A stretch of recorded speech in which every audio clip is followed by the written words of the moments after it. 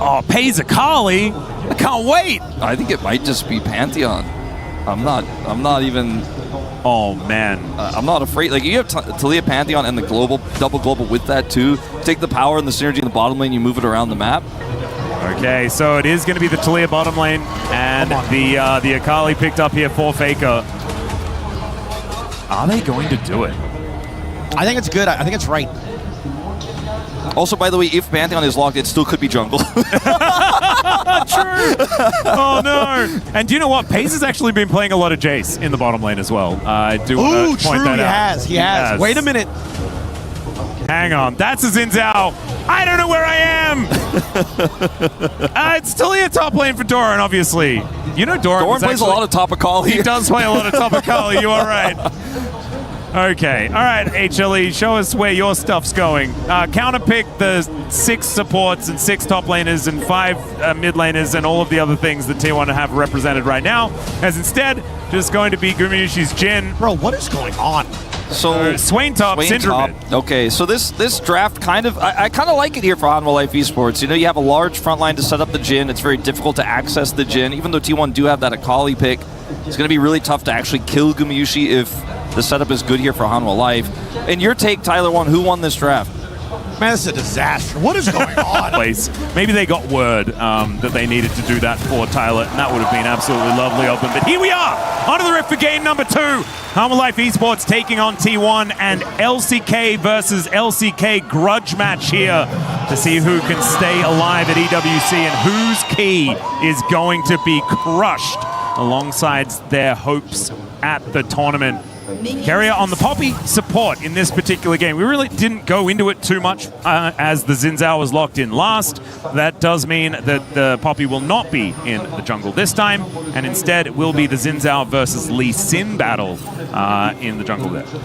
Yeah, I like this matchup for the Akali as long as you do not get too incredibly bullied in the lane. This is unfortunate for Faker. He's probably going to end up eating some damage here on his way back to the lane. Leave the Q there and the Airy damage, but the whole name of the game for Zeka is in these early levels to try to get some chip damage in before Faker can actually start to fight back. But the Akali is so difficult for the Syndra to deal with because she's so mobile and her Shroud makes it difficult to scatter. Yeah. I mean, once Faker hits level 6, that's when Zeka is in danger of being all-in.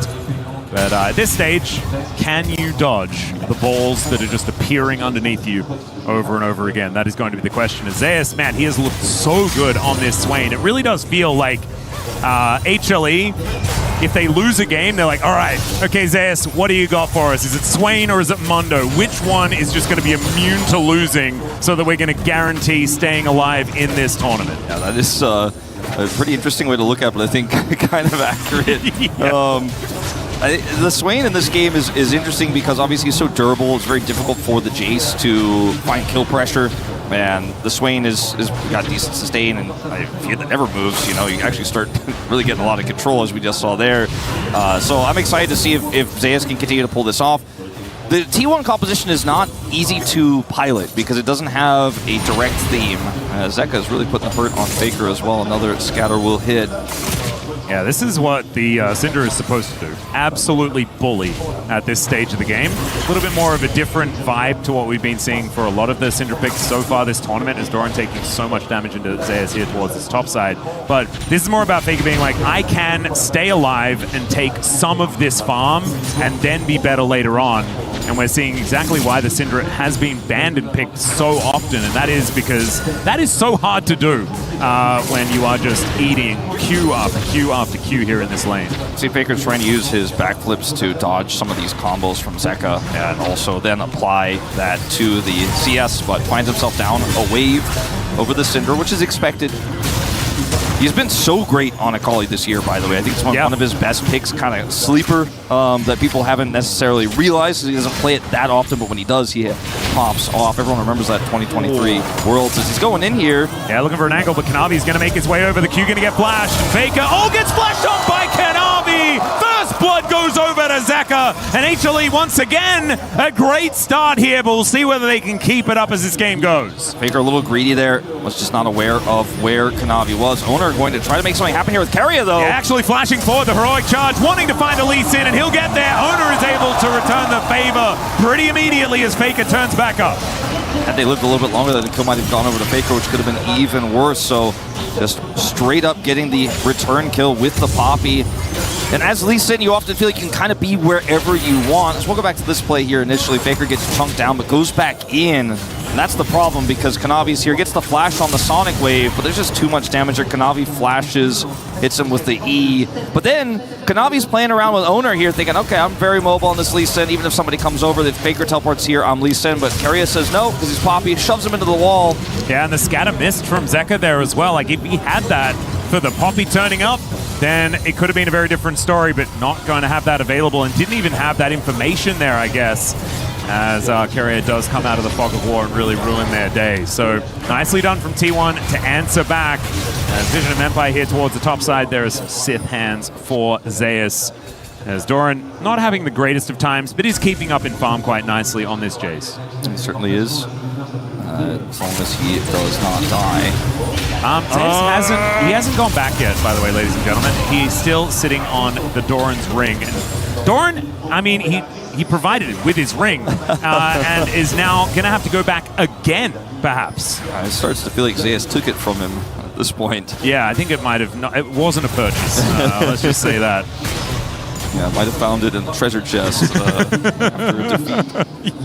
As Oner is going to come up here and punish. There is an ult here for Zeus, but that's not necessarily going to be enough to save you. He might have to flash early, see if Oner can get the jump on him. Oner is flashless, so Zeus might just have enough distance here. Yeah, Zeus going to be able to flash out of the way, but there is the shock blast to take him down. And even if the never move hits, it's still going to be good news here is Oner, man, he is having an absolute day out here today. And I think a lot of people have been quite critical on how Oner has been playing over the last few series. This is vintage Oner, man. This is what we've wanted to see from him once again over the last couple of weeks because we know that he's got it in him. Yeah, it is very, very fun watching Oner as well set Doran up for success. You know, Doran is the one who's been targeted. We talked about it in game one. A lot of people have been saying, you know, we saw the desk as well discuss this, that maybe he's played through topside and Oner's there against this counterpick Swain. Speaking of him being there, he's here in the mid lane. Yeah, another heroic charge going to pull Zeka back. He's going to have to flash to get out of the way of the Poppy Zinzao. Oh, Wind becomes lightning, gets him as well. So he's not only now flashless, but at half health as Faker shows back up to the lane at full with level 6. This is such an uncomfortable position for Zeka, even though he's ahead in this lane. Yeah, Kanavi is at least able to grab his big raptor, but it feels like Oner can kind of go anywhere he wants here in this game. Despite the fact that Kanavi is kept up in camps, still a 200 gold advantage here for Oner. And close to that for Doran as well, off the back of that gank towards the top side. The wave not in a great spot. Zeka has to back. Keria is lurking to try to punish him immediately. He's still there on the Poppy. And let's see if he can actually get anything done there in the mid lane as Kanavi goes top side here for the overload. Keria looks like he's going to leave as the wave does eventually push back. Yeah, and there is no Stand United here for Delight. So Gumayusi is just extraordinarily far up. He's exposed. A whole lot of places to go. Keria does have the flash available. There is the flash out from Gumayusi as the rocks go down. The heroic charge pushes him back. There is the steadfast presence to help out here. But Gumayusi just stands and delivers. And just not quite enough damage here as the curtains are now being called. Pays takes the first one. Second one going to miss. There is the third, and the fourth will be blocked. And T1 looking a little worse for wear, but looks like Guma is kind of all right here in this bottom lane. Yeah, very, very strong flash from Guma there. You could see the moment where he was calculating all the possibilities, all the different angles Keria could take. And we do have Delight here for the defense, so Faker needs to be careful. TP, though, from Keria on Unsealed. So it's just going to be a 2v2 here as Keria is in such a great early game on this Poppy, despite not being able to get that kill on Guma. Now the Jhin is flashless, so no flash on the Swain, no flash on the Syndra, no flash on Jhin means this early game for T1 has been incredibly successful, and a follow-up in any of these lanes with these missing flashes could be massive. Yeah, it's about what happens next that's the most important part, as Keria takes half of his health bar in damage from Zeka here, just trying to convince them to leave this area as Delight getting himself out of there. Good taunt onto Oner. But this is T1 just demanding respect, right? Moving into the enemy jungle and taking anything that they want with this early game power that they do have.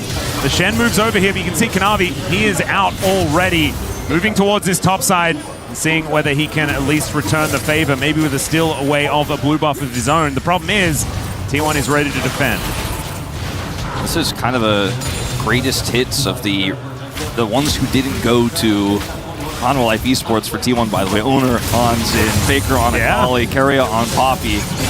And it's such a strong draft for them. They obviously have a massive amount of mastery of, and they're just showcasing their ability to take over games early. Now, it's a lead for HLE, but T1 have a lot of control in it. Like you said, there's a lot of things that could happen very soon with the amount of pressure they have right now that will change that gold lead rapidly as Doran's going to go in here. Yeah, actually to the skies, onto the Swain. Never move is going to miss as Keria has a pretty good setup with the Vision of Empire. Man, Zeus, that was very, very clever. Spots him out, understands where this Poppy's going to be, and then just zaps down these minions. The Swain in an alright spot, even if he is 400 gold behind. Great seismic shove there from Pays as he finds Gumayusi walking up the lane. 1v1 between these two AD carries has evolved into something that's not quite 1v1 between AD carries, more like a mid laner and an AD carry. Zeka still gone unpunished, as speaking of punishing. Oh, there's the taunt. No steadfast presence to come down as Kanavi. Let's see whether he can actually lock this Q onto Keria. Was looking for a bit of an angle, but there's the boot back. The kick to make sure that Doran is the target. They're showing up a little bit late, though, and now Delight is in a lot of trouble. He flashes, he picks up the taunt, and Doran is going to be taken out. Delight now in the alcove, but Oner is going to show up, and Pace is just dead. That teleport was not what he wanted, and the demonic ascension here for the Swain is working out. Oner goes in, gets the execution, and Faker seeing whether he can do the same thing. It's the perfect version as he takes out Kanavi. But Zeus, he'll have the help of this Syndra to see whether he can lock down Faker, and I have a feeling he will be able to do so. The never misses though, and Faker just walks it off. As you guys can see in the bottom right, all the while, Guma is stacking up gold on these plates, two going down. And he's got a huge wave there that Pays is trying to surf towards. Looks like he's not going to use his Weaver's Wall to get back to the lane. He'll get there just in time to catch this next wave. That was a great play there from Faker coming in on the follow-up with Oner to actually salvage this, because initially it looked pretty disastrous. As Keria comes over here, this is where the play starts off. They hide on the brush, look for the trap here as Doran goes too far forward and can't help out. And Pays is like, I can't Weaver's Wall that far, as he wants to come salvage this play as Oner's coming up, and they think, okay, we'll over-index and we'll win the numbers game. But HLE, this engaged from Delight. And the teleport from Pays was just not where you wanted it. As speaking of Weaver's Wall, he is going to be able to use it towards Delight here. The threaded volley not doing too much as he finds the big rock towards the Shen. To make me sound a little silly, takes half of the health bar from the enemy support. Is actually layering that damage very, very well. Captive Audience comes down, Deadly Flourish misses onto Keria. It's T1 lurking around this dragon. Will be the first of the game, actually. Quite a late one here at 11.5 minutes as the Q is going to connect onto Oner. Kanavi doing a fair bit of work as Sundered Skies completed by both of these junglers. And another Q going to come on down. Tempest not going to quite find the mark or anything like that just yet, but HLE, I think, have bought themselves some space to get into this river. No Weaver's Wall for Pays, so he's not going to be able to do any zoning here in this fight, with the exception, of course, of his Unraveled Earth. I suppose you could slightly zone with that, but no obvious play here for T1 to actually start this dragon up. May look for a contest, but it will be late here as Faker does not have access to the pit. Zeka, who has a massive lead and a first item spike here, is just denying the Akali entry, and I think T1 are likely going to have to give this up. Best case scenario, maybe look for a steal. Faker is completely on vision as well. They're going to get spotted out, because now the teleport is going to bring Zeus in. There's the taunt connecting, and the curtains have been called from safety for Gumayusi as well. There is the Crescent Guard. That's going to keep Oner alive for a little bit longer, but they're trading blows back and forth. Faker looking a little bit low, a little bit worse for wear. He's going to be able to shut down Delight those. He picks up the double, but then the fourth bullet from Gumayusi is going to silence him. And Zeus, just seemingly ignored throughout all of these fights, just stands to pick up this dragon and lock it up for HLE. Now, I think one of the big wins, really the only true win for T1 in this fight, as HLE do smash it. They had so much setup, and Guma is massive now, is that Faker got a lot of money, despite him dying there at the end. You can see in this commitment from T1, this double knockaback from FaZe, Faker's like, I can actually skirt around this fight. They're so low, I'm going to go in. And there's a lot of money picked up here. Ends up getting the shutdown onto his opposition there on the Syndra. And so Faker, with this double, ends up in a really good spot. He's the only real winner here for T1, but otherwise, going in was incredibly risky for T1. They are punished. The Dragon still goes over, and Guma is huge. See if Faker can utilize the gold. That's the real question. Oh, and also, let's see whether this trap is going to be sprung by Keria and Doran towards his top side. Zeus is going to walk towards this brush and does not get the information. Ooh, very, very sneaky. Now Delight possibly in trouble. He's able to taunt his way out of there. FaZe is up there too. Okay. FaZe in position. Zeus, Demonic Ascension not available just yet, and Flash now not available as well. Seismic Shove does go wide. He gets the full information as to who is here and will be able to back away using that. The Rylize is completed here as well for the Swain. Very, very frustrating with the build that he has currently, as now Oner moving towards Guma. The Flash going to get him out of the wind, becomes lightning, as the Weaver's Wall did bring FaZe on over. I think the Flash was a good idea. Let's see whether Faker can keep himself alive here as well. Dash Cannon to get himself out of the way, and Scatter the Weak will land. Dodge this, says Zeka, and they will be able to take down the Akali. A lot of money now over to Kanavi there. It's a massive, massive play here. And the defense of that top side cost T1 so much. They lost a huge wave that went to Oner in the mid lane, and then he wasn't there to defend bottom side. Now they're going for part 2. Yeah, the problem was that the ulti then came back up, but it was not enough to keep this Swain alive. And now Zeka teleporting in is somewhat dangerous. Deadly Flourish is going to go wide, but the curtains now coming on out. They can just leave, and Gumayusi doesn't find any value out of that ultimate. Very close call there for T1, but they will evacuate. And that's a big strike back, taking Zeus out in this case. Now Flashless on the Swain. Light is not ready to leave just yet. Well, this double back is going to get stopped here by Keria. At least one of them does go home. Zeka able to get back and spend some money. He has extended to almost a 40 CS lead on this Syndra. Blackfire Torch now done as Kanavi wrapping around. Steadfast Presence doing exactly what it's here for, to deny Kanavi a way in. And now Doran is flanking his way over. The Q going to connect as the flash away from Keria gets him out. As Delight is just dead. There is the boot back onto Kanavi as Gumayusi is the next one in trouble, and Kanavi's going to try to keep him alive. Decides instead that he's just going to have to get out of there as Doran gets on in, presses W, takes him down, and now FaZe is going to find all of these angles for the rest of HLE. Zeka will stay alive, but the rest of his teammates not so lucky. T1 are just so persistent in this top lane, and Delight was delaying his back, and they continued to frustrate him. And then, it's his first turret, by the way, on top of it, so this gold lead here for T1 balloons up to 1,000. And then Doran says, we've got that control ward. I've got TP. Let's try to make a play here because Delight's so low. He bursts him down, and then without the support, it just all falls apart like a house of cards. As Gumayusi doesn't have his ult either, has no mobility, just cannot do anything. And Kanavi is not able to peel for him, as now you do see Delight once again, the target. Yep, Shadow Dash not going to be used there because the rocks go down. The Steadfast Presence was threatened. I mean, this Lee Sin and the Shen have such a difficult time, as the Herald is going to be able to take down this outer turret in the mid lane. Probably going to get another charge here. We'll see whether anyone is going to drive Shelly towards something else. But HLE will deny it for now. Oner down to 50%. HLE still with some fight in them, but T1 finding so many great angles. Now another curtain call does come in. Seismic Shove to try and remove Zeus from the equation in this mid lane.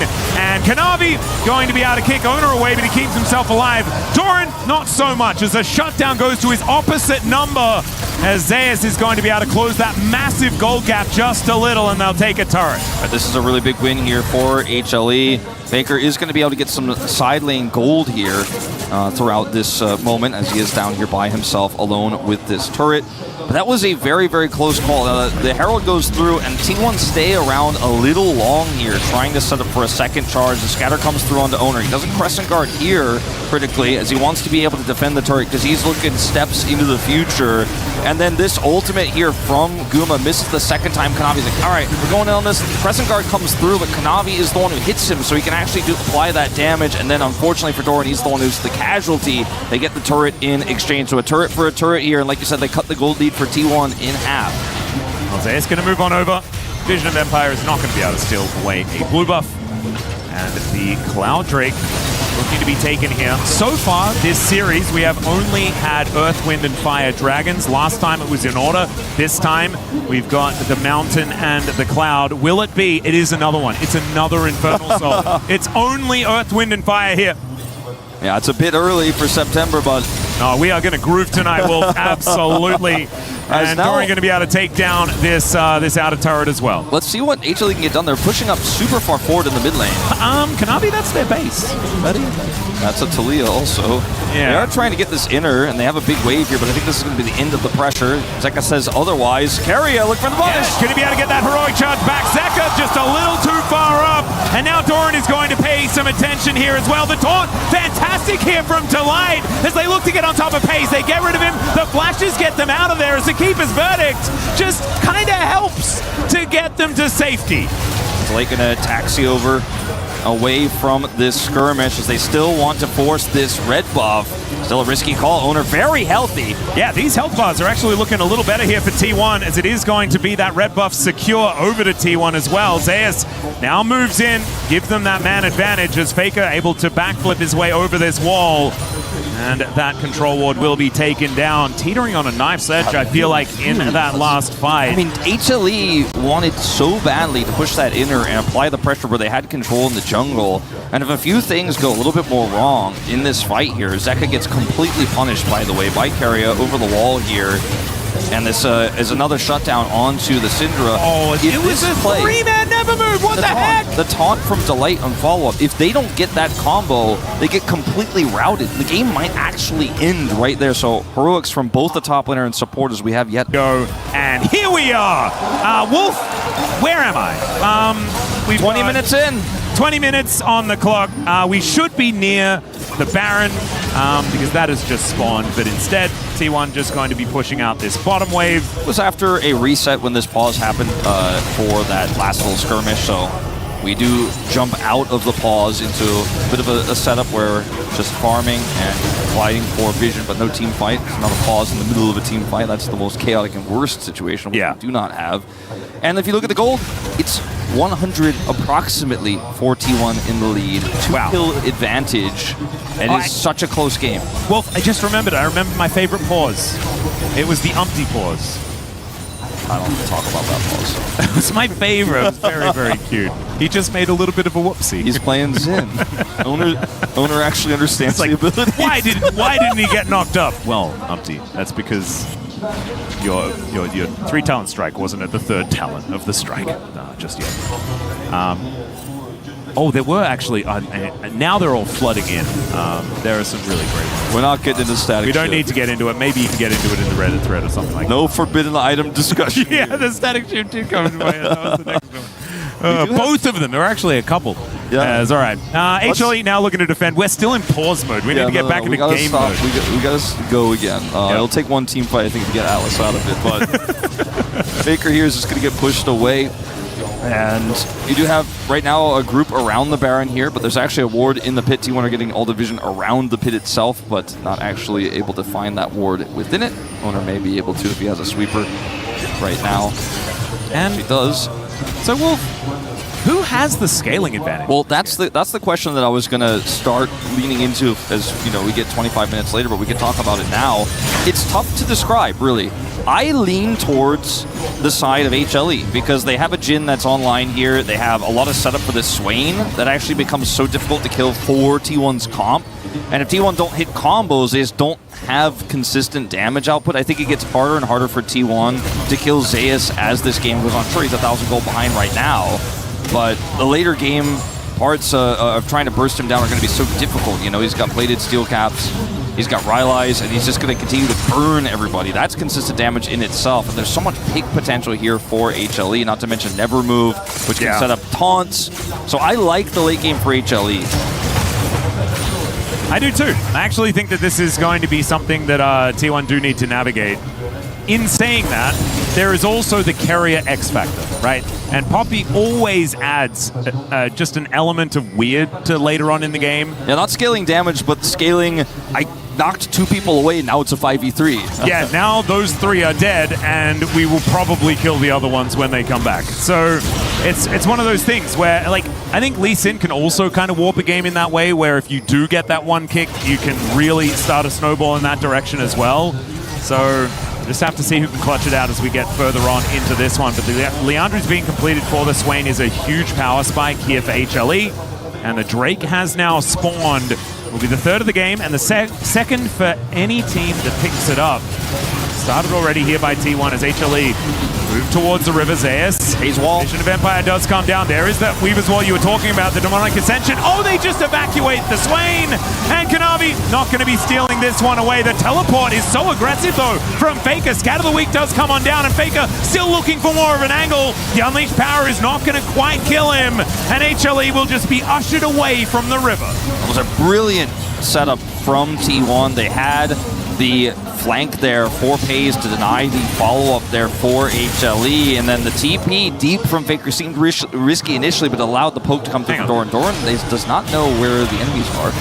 Yeah, the enemy's not actually able to hit him with the Scatter of the Weak there, as Zeka has to flash to get out of the way of the seismic shove. T1 actually able to back up their top laner quite nicely, as Doran is able to flash his way out of there into this Baron Pit. Kanavi with the drive-by gets the smite on the Raptors. Kanavi did use his flash in exchange, but I think a very, very positive trade for HLE given how mobile Lee Sin is, whereas Jace, the exact opposite, now flashless. I would normally say that, but when there's the rocks, when there's the steadfast presence, that's fair. I do feel like dashing is not exactly all that valuable here. That's fair for HLE.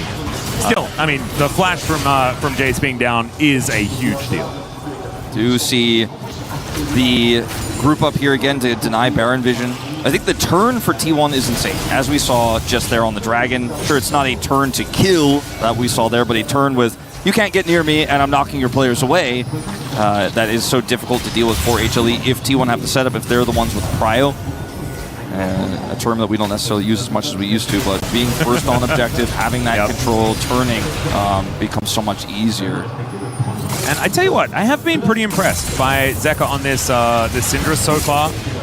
Has been landing a decent amount of these Qs. The pressure on his control mages has certainly gone up in recent days. I was a little bit worried just because it is Zeka, right? Managing to find Keria here as well. He's not going to quite find him, but the Baron is getting pretty upset. Keria is just going to have to go lick his wounds somewhere else. But it is refreshing to see Zeka continue to expand that champion pool over and over again. He just looks really good on this pick right now. Ooh, okay. T1 actually going to try and force this one. Pace gets right into the back line. Not sure about that one, but they just eviscerate Kanavi. And immediately the Swain is out of there. We mentioned it before. He is going to be able to come back in. But can they actually do enough? That is going to be the question, as Zeus is just so difficult to kill. Oner gets into the back line, though, and takes out Delight. And they're just distracting this Swain over and over again. Doran picks up the carries one by one. And yeah, Zeus now completely alone. He'll be taken out, and it's just surgical here by T1 in the team fight. And that'll be Baron, and I think surgical is the exact right word for this. We talked about how difficult it is to kill Swain in the late game. We're not quite late game yet, but you saw how difficult it was to kill him even there with everyone dead. But if you kill every single other member of HLE and the Swain is the last man standing, it won't be standing for very long. Very low health bars here for T1. We do have some contesting members coming over, but I think they have the damage. It's going to be close. Kanavi's heading over. T1 not going to bail out. Oh, he's so close. He at least got the ward in, but T1 are going to be able to finish off the Baron. And HLE with not enough members to actually get enough done here. So Kanavi back out onto the map. The Baron is now gone. I mean, when you look at how this is set up here, it gets the kill on the Lee Sin. They get the knockback. Jin goes down, right? Get the follow-up here from Faker. And then now Oner's like, well, Delight also. Potential target here is waiting, biding his time. And the Swain's doing his job, but he's just going to ignore it. He's going to find the juicy targets here at the back, avoids the Scatter of the Weak. And then Syndra here kind of lurking around. He's like, got you too! And man, the follow-up from Doran over and over again as well. Every time, Oner marks a target, and Doran says, all right, I'll kill him.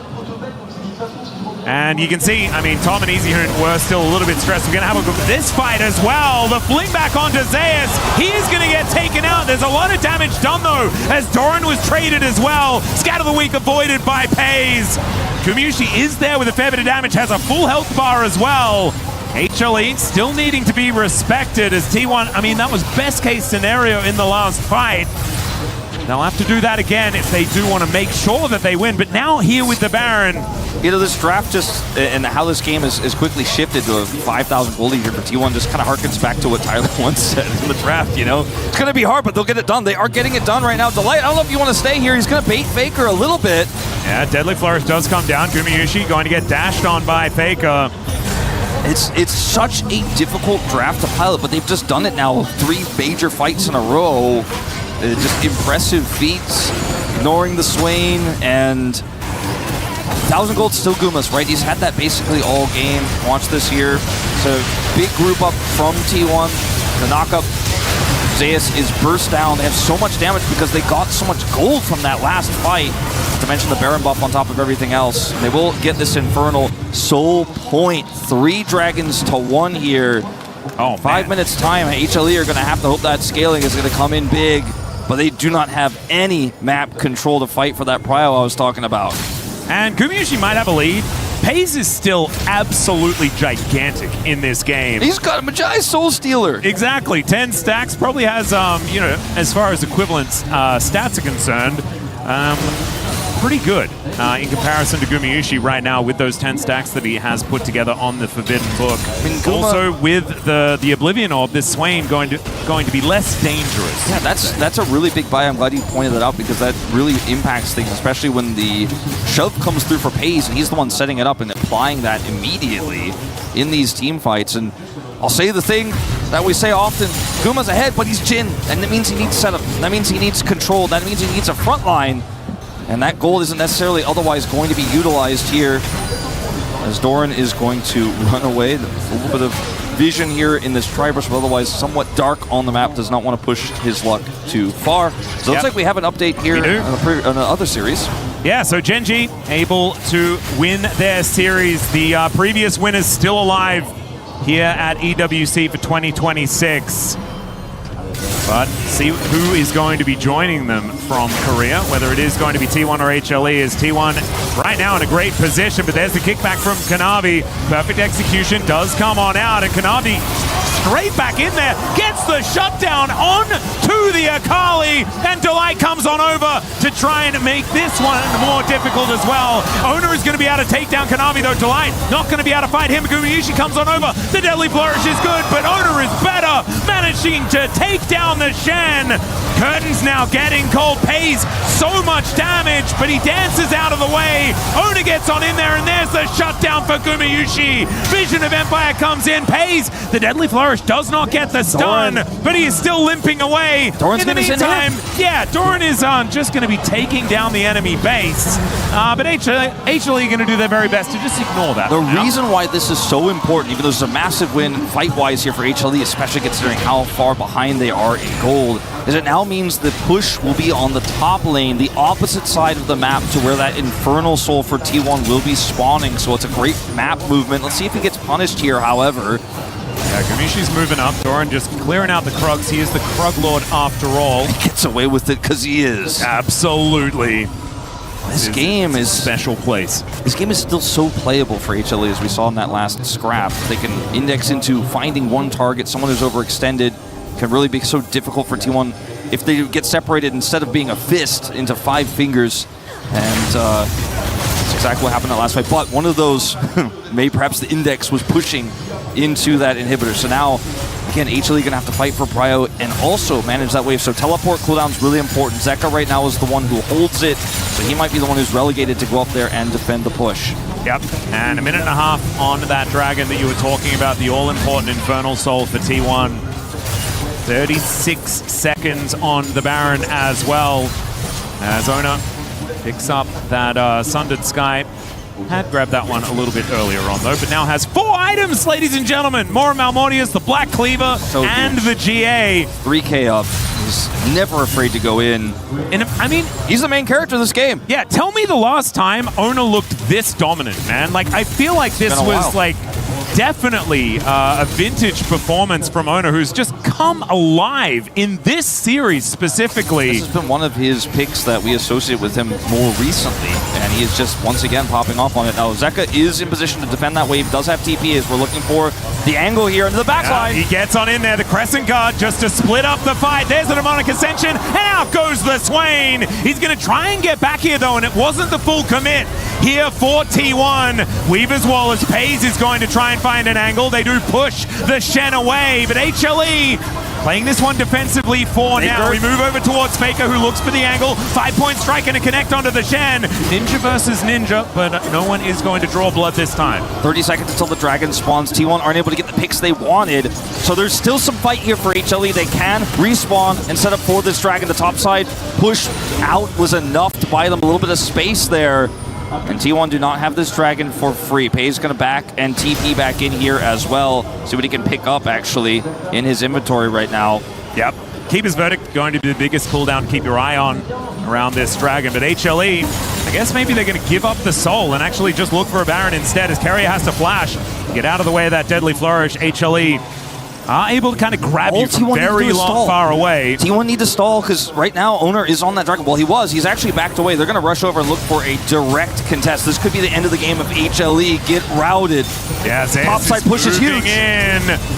Half the health bar now, but here is the turn. Looking for the angle towards Faker. There is the kickback onto Oner comes in. There's a nice stun off to the other side, but Doran just decides to jump in on top of Gumayusi. He gets the barrier. He gets himself out. The Keeper's Verdict once again as the Deadly Flourish comes down, and all of the GAs are being destroyed. Zeus, not so demonic this time, as Pays is able to put him down, and T1, they may have not been able to do it at the road to MSI, but it is not that anymore. This is EWC, and they want to stay alive at the tournament. They'll take out the MSI champs as they move into the base. Yeah, pushing forward now. The wave was cleared in the top side, but another one is coming. The mid lane push is coming. Guma with a feeble attempt here to slow the onslaught of his former team, but HLE are going to go down, and it looks like they're going to go down here and now. Zeka with a heroic attempt as well.